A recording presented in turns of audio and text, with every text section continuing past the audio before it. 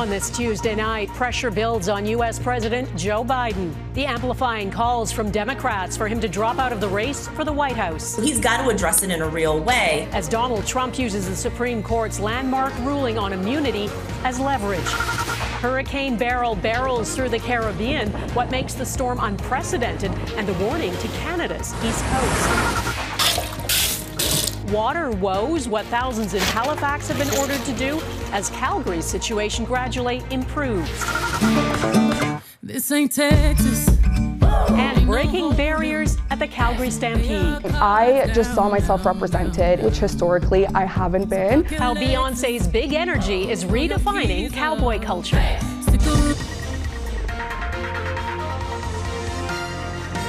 Global National with Donna Friesen. Good evening and thanks for joining us. We begin tonight with what's going on in the U.S., both the impact of that unprecedented Supreme Court ruling that reshapes presidential power and the momentum building among Democrats to replace President Joe Biden. The Supreme Court ruling on immunity just 3 days before American Independence Day means presidents are no longer subject to the same laws as regular citizens. It shields former President Donald Trump, already a convicted felon, from prosecution. And it raises the stakes of this November's presidential election. President Biden slammed the decision in a speech last night, saying there are no kings in America and that no one is above the law. But will he even be the one who runs against Trump after last week's disastrous debate? Today, a congressman from Texas became the first Democratic member to say publicly what others are saying privately. Lloyd Doggett said in a statement, President Biden's first commitment has always been to our country, not himself. I'm hopeful that he will make the painful and difficult decision to withdraw. Is he an isolated voice, or has he opened a door for others to walk through? Jackson Proskow has our top story tonight on fast-moving political developments in America.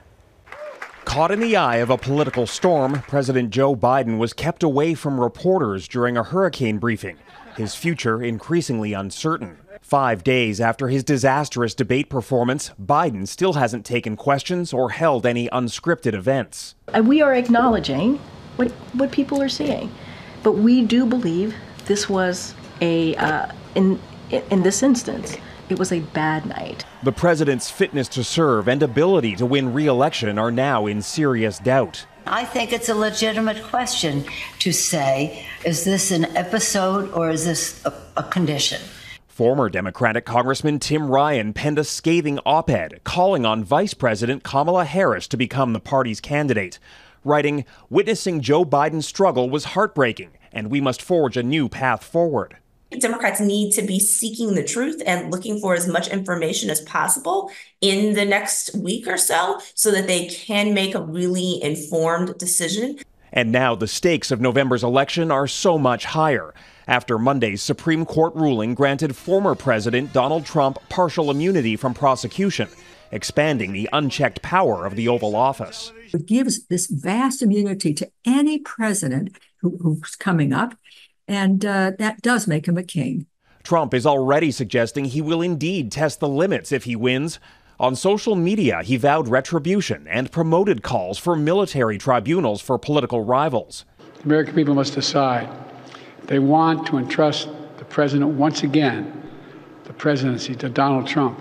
While Biden rebuked the Supreme Court's decision as a danger to democracy, calling attention to the urgency of defeating Trump only highlights fears that he's no longer up to the job. As Biden tries to navigate his shaky political future, Trump is working to escape accountability for crimes he's already been convicted of. His legal team is seeking to toss out his New York hush money conviction. Sentencing in that case, which had been set for next week, is now delayed until at least September. Donna? Jackson in Washington. Thanks, Jackson. Trump's former lawyer, Rudy Giuliani, has been disbarred in his home state of New York. An appeals court in Manhattan found the 80-year-old former mayor of New York repeatedly and knowingly made false statements about the 2020 election results. The ruling also says Giuliani actively contributed to the national strife that followed and that he was entirely unrepentant. Giuliani still faces indictments in Georgia and Arizona over alleged efforts to overturn election results in those states. Hurricane Beryl is churning across the Caribbean tonight. It is a monster fueled by record warm ocean water and has killed at least 6 people.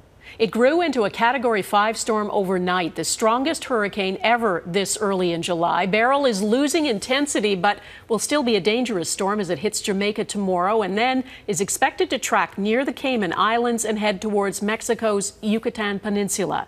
This is the eye of the storm. Atmospheric scientists flew into it to collect data. The calm there, a stark contrast to the ferocious winds the outer bands of this storm are packing. Dan Spector reports. Bridgetown, Barbados, blasted by storm surge.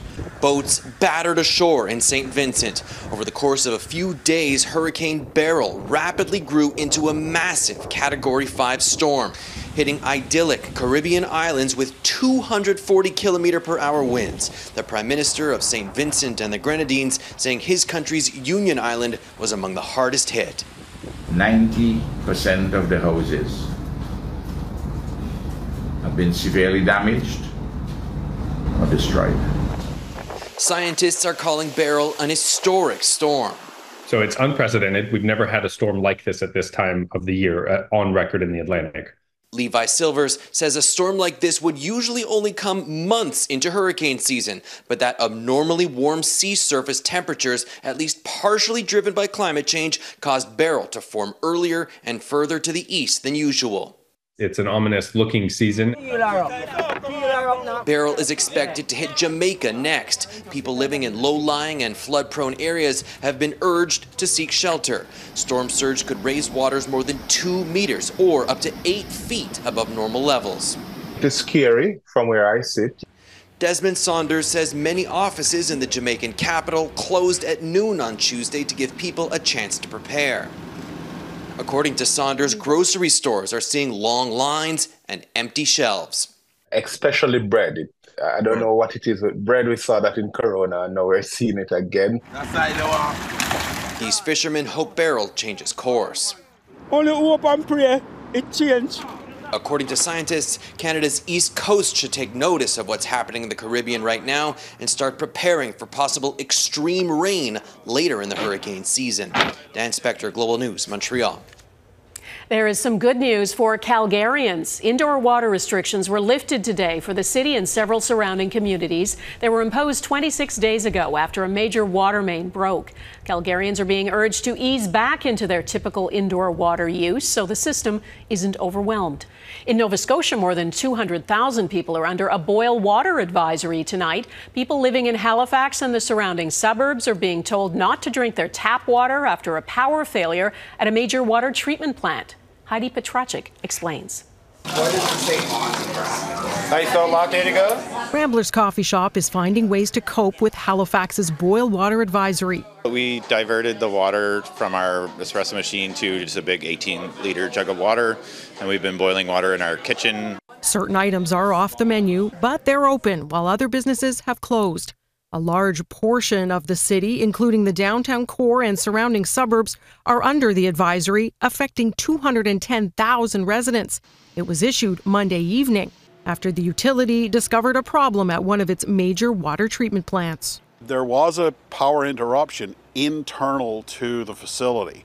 It tripped a circuit, and for some reason that we still have not determined, the backup generator didn't come on. Halifax Water says that means water didn't get chlorinated for about 30 minutes. At this point, the water would have been heavily treated, but not chlorinated. And so Haligonians are stocking up on bottled water, some finding there's not much left. Right down to bottled water with flavor. People are advised to boil their water at a rolling boil for 1 minute to try to eliminate any organisms. Hospitals are using bottled water, giving patients waterless baths, and have had to cancel some endoscopy procedures. The utility says it's now testing the water that comes out of that system every hour because it now needs the go-ahead from the province before it can lift the advisory. A situation Adam back at Rambler's Coffee Shop says he can deal with, all things considered. Yes, this is inconvenient for us for one day, but a lot of people in Nova Scotia, Canada, and really around the world deal with this every day. The utility says the advisory will be in place for at least another 24 hours. Trying to figure out just what went wrong and why the backup failed will take longer. Heidi Petracek, Global News, Halifax. An Ontario doctor accused of killing 4 patients has been acquitted. Brian Nadler, who worked at a hospital in Hawkesbury, east of Ottawa, was acquitted of 4 counts of first-degree murder and 4 counts of criminal negligence causing death. In a pre-trial hearing last week, Nadler's lawyer successfully argued the Crown's expert witness wasn't qualified to speak to issues central to the case, including cause of death. Nadler said the 4 elderly patients had died of COVID-19. Canada's Justice Minister says there are reasonable grounds to conclude a miscarriage of justice likely occurred and has ordered a new trial for Clarence Woodhouse, an Indigenous man convicted in a 1974 murder. A jury found Woodhouse, his brother Alan Woodhouse, and his cousin Brian Anderson guilty of murdering Ting Fong Chan in downtown Winnipeg. Last year, a Manitoba judge acquitted Alan Woodhouse and Anderson, saying both were innocent. It is expected Clarence Woodhouse will be acquitted at a hearing later this year. A 4th man, Russell Woodhouse, was also found guilty in this case. He died in 2011. A posthumous acquittal has been requested for him, and Chan's murder remains unsolved. Canada has launched deportation proceedings against 5 more suspected members of the Iranian regime alleged to be in Canada. They're accused of holding senior positions in Iran's repressive government. Thousands of top Iranian officials are banned from Canada. Mackenzie Gray reports on why it could now be easier to remove those who have slipped in. It's one of the most brutal regimes in the world, but somehow senior members of the Iranian Revolutionary Guard are alleged to be living in Canada. There are more than 700 members of IRGC or those who are linked to Revolutionary Guards living in Canada. The push to remove some of those people now underway, with the Immigration and Refugee Board starting the process to deport 5 alleged senior members. But who those people are and what they're accused of is unknown, with the hearings, which are normally open, being held behind closed doors. Global News has applied to make the proceedings public. The Immigration and Refugee Board has refused to say why the hearings are different compared to the removal of 2 other Iranian Revolutionary Guard Corps officials earlier this year, including the former Deputy Iranian Interior Minister. In the case of those that have been involved with the Iranian regime, which is one of the world's largest state sponsors of terrorist activity, obviously in terms of a priority for the Border Services Agency, we would expect them to do that work. The Canada Border Services Agency launched 87 investigations into suspected Iranian regime members living in Canada. Of those, the Immigration and Refugee Board has so far only identified 14 well-founded cases. But with the government listing Iran's Revolutionary Guard as a terrorist entity last month, there could be new tools to remove people. If an IRGC official is on Canadian soil, they can actually be arrested and put on trial for belonging to a terrorist organization. But even with the new criminal measures to remove members of the Iranian regime in place, the government has been unable to explain, Donna, why they were admitted to Canada in the first place. Mackenzie Gray in Ottawa, thanks. Horror in India. Coming up, what went wrong at a religious event that led to more than 100 deaths.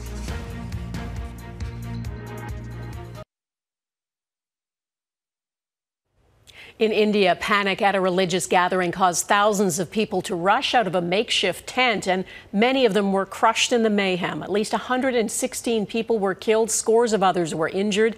Neetu Garcha reports, and a warning, some of the images are disturbing.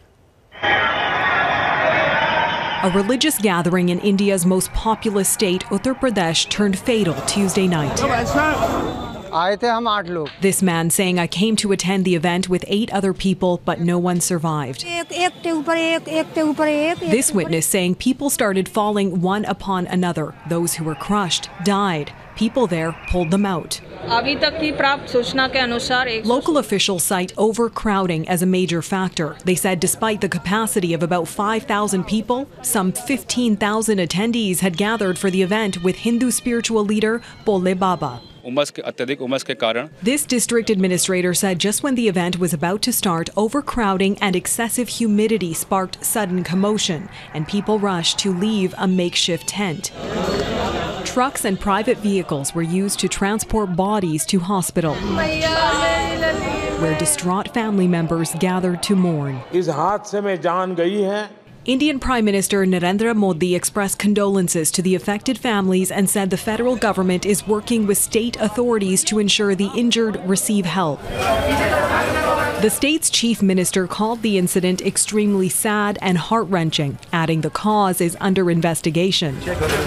The deadly crush underscores recurring safety challenges during large religious events across India.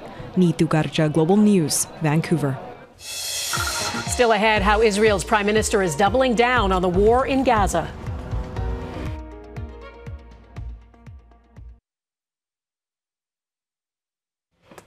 There are more images from another terrible case of severe turbulence on a flight. It was so bad, some passengers say they thought they were going to die. 300 people were on board the Air Europa flight. One passenger says it suddenly destabilized and went into a dive. Those not wearing seatbelts were flung to the ceiling. At least 30 were injured. One man was later pulled from an overhead bin. The Boeing Dreamliner en route from Madrid to Uruguay made an emergency landing in Brazil. The University of Toronto has been granted an injunction against the pro-Palestinian encampment on its campus. Protesters have until 6 p.m. Wednesday to tear down and clear out. If they refuse, police can make arrests. The university argued demonstrators were trespassing and infringed on the rights of others to use the space. They've been camped out there for 2 months. Israel's prime minister appears to be under pressure from top military officials to pull out of Gaza, even if Hamas is still in power there. The New York Times article quotes anonymous military sources who say Israel needs a ceasefire in order to free the hostages and replenish depleted weapons and troops. Today, as Crystal Gamansing reports, Benjamin Netanyahu sounded as defiant as ever. As Israel Defense Forces engage in close-quarter combat with Hamas and other militants in southern Gaza neighborhoods, people are fleeing. New evacuation orders covering about 1/3 of the Gaza Strip were issued Monday after Israel said 20 projectiles were launched from Han Yunis. The latest evacuation order is the largest since October. It's another devastating blow for the people and the families on the ground. It seems that they are forcibly being displaced again and again. A New York Times report says multiple current and former security officials want operations in Gaza to end, even if Hamas stays in control for the time being. A truce, according to sources quoted by the newspaper, is the best way to get the remaining Israeli hostages back. I don't know who those unnamed officials are, but I am here to convey unequivocally this is not going to happen. The video rebuke by Prime Minister Benjamin Netanyahu to the New York Times story is the first sign of a divide between the government and military leadership.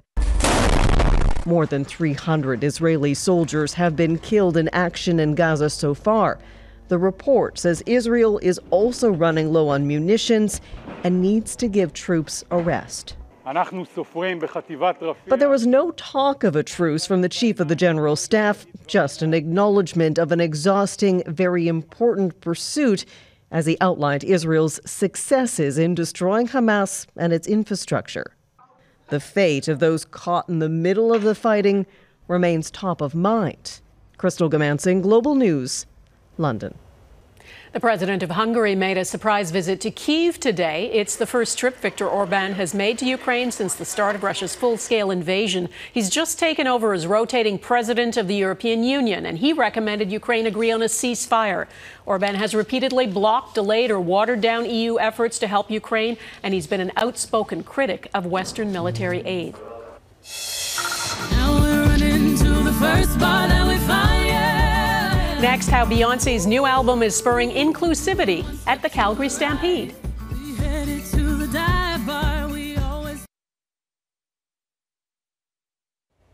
Beyonce became a superstar because of her R&B and pop music. Then she two-stepped into country, and it's had a transformative effect on modern cowboy culture. As Joelle Tomlinson reports from Calgary, Beyonce's new album is helping draw a whole new crowd to the Stampede. Come on, baby, it's time to rock. Western culture was already having its moment. Then Queen Bey entered the scene. Beyonce riding in on her white horse, igniting a country era that breaks free of stereotypes. What's so special about Cowboy Carter is Beyonce is kind of changing their narrative of what Western can feel and look like. Maria Jose rediscovered her connection to the Calgary Stampede after listening to Beyonce's album, Cowboy Carter. I just saw myself represented in Western culture, which historically I haven't been. Maria, who is biracial with Angolian and Belarusian heritage, is not alone. I've had groups of girls come in here and like just stand there and start doing Beyonce and like twirling their hat, and yeah, it's great fun. Local stores say pop culture and stars like Beyonce can broaden a consumer base that's historically excluded certain people. We have all the old school country artists like Garth Brooks and Willie Nelson, we all know and love them, but not everybody can relate to them. So I feel like when people like Beyonce come out and Jelly Roll and Post Malone and Shaboozey, people are like, hey, if they can do it, I can do it. According to computer science account Data But Make It Fashion, since Cowboy Carter, boots, Levi jeans, denim-on-denim outfits, and those sparkling rhinestone cowboy hats have skyrocketed in popularity.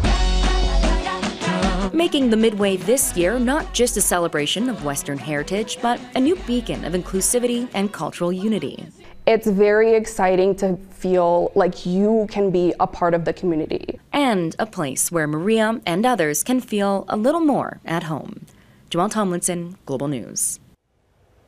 That is Global National for this Tuesday. I'm Donna Friesen. Tonight's Your Canada is something special from the weekend. If you haven't seen it, you need to.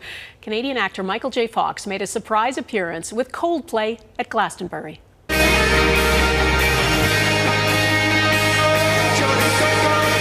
He played guitar with the band at the English Music Festival. The 63-year-old has been an advocate for research into Parkinson's disease since he was diagnosed at 29. He called this experience effing mind-blowing. Thanks for watching. Hope to see you here again tomorrow. Bye-bye.